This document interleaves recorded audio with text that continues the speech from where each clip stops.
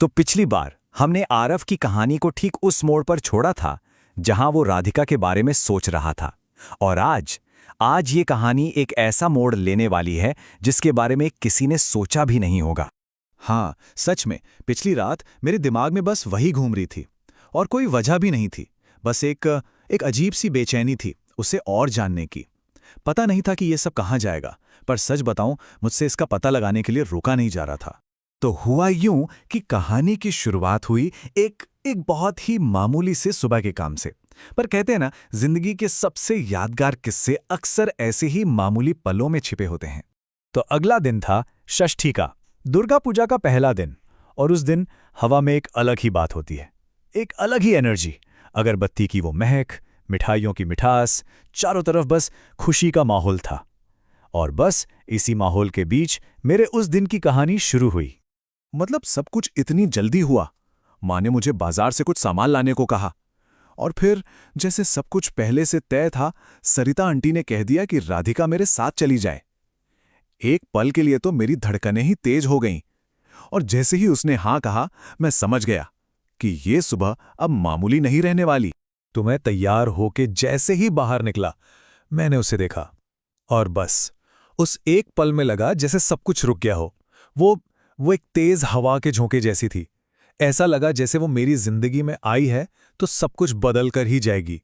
एक लंबी सी लड़की हरे रंग की ड्रेस में अपनी स्कूटी पर, हवा उसके बालों में थी और उसकी आंखों में पता नहीं एक अलग ही चमक थी। उसने स्कूटी ठीक मेरे सामने लाकर रोकी और मुझे पीछे बैठने का इशारा किया। उसके अंदाज में इतना कॉन्फिडेंस था कि मैं भी एकदम नॉर्मल हो गया। और फिर हम बाजार पहुंचे।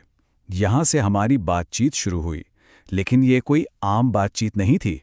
नहीं, ये तो दिमागी शतरंज का खेल था। एक ऐसी मजेदार नोक-झोंक जिसके लिए मैं तो बिल्कुल भी तैयार नहीं था। मैं तो बस उसके इतने करीब होने के एहसास में खोया हुआ था। हवा में उसकी एक हल्की सी महक थी। मैं उसी में इतना गुम था कि पता ही नहीं चला कि हम बाजार पहुंच भी गए। और फिर उसकी तेज आवाज आई जिसने मुझे मेरे ख्यालों से बाहर खींचा। उतरने का इरादा है या नहीं? मैं हड़बड़ाकर स्कूटी से उतरा। चेहरा एकदम गर्म हो गया था शर्म से। जाहिर है उसने मेरी घबराहट पकड़ ली और एक शरारती सी मुस्कान के साथ बोली, अरे शुरू में सब लड़कों को मेरे साथ ऐसा ही लगता है। उसकी हाजिर जवाबी तो देखिए, मैं एकदम हैरान रह गया। मैंने उसे मजाक में नॉट सो एवरेज मेडिकल लड़कों के बारे में छेड़ा ही था कि उसने पलटकर जवाब दिया। एक सेकंड भी नहीं लगाया। बोली, इस सवाल से तुमने खुद को एवरेज साबित कर दिया।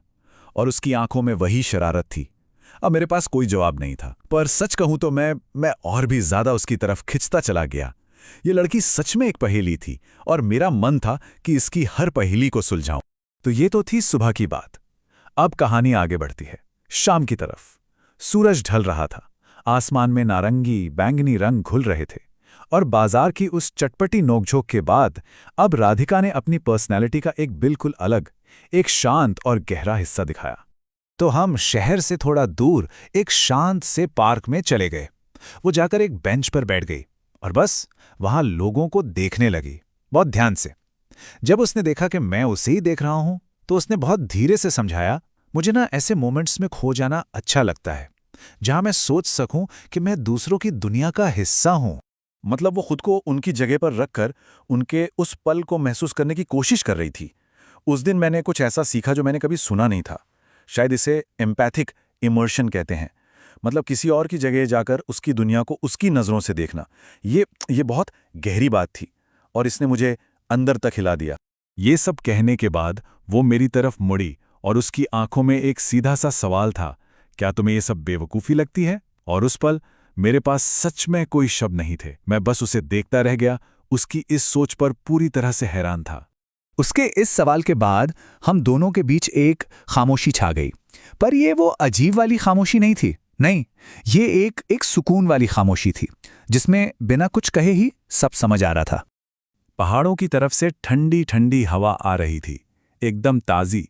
अपने साथ वो देवदार और जंगली फूलों की हल्की हल्की खुशबू ला रही थी। और हम दोनों बस चुपचाप बैठे थे, उस पल के सुकून में एकदम डूबे हुए। हम बस वहां बैठे बैठे दुनिया को देख रहे थे। बच्चे खेल रहे थे, बुजुर्ग लोग बातें कर रहे थे और हम भी उस सब का एक हिस्सा बन गए थे। ठीक वैसे ही जैसा उसने कहा था। अब हम सिर्फ देखने वाले नहीं थे, हम भी उस खूबसूरत नज़ारे का हिस्सा थे। फिर जब पार्क बंद होने का टाइम हुआ तो ना चाहते हुए भी उठना पड़ा। ऐसा लगा जैसे कोई बहुत अच्छा सपना टूट गया हो, जिसे हम चाहते थे कि वो चलता रहे। बहुत भारी मन से हम अपने अपने घर की तरफ चल दिए, पर उस शाम की यादें दिमाग में एकदम ताज़ा थी। उस दिन राधिका ने मुझे दुनिया को एक बिल्कुल नए तरीके से देखना सिखाया, और ये बात मुझे आज भी सोचने पर मजबूर करती है कि हम लोग अपनी इस भागदौड़ भरी जिंदगी में कितनी बार रुकते हैं, कितनी बार सच में दूसरों की दुनिया को देखने के लिए वक्त निकालते हैं, उनकी कहानियों को सुनने और उनके पलों को महसूस करने के लिए।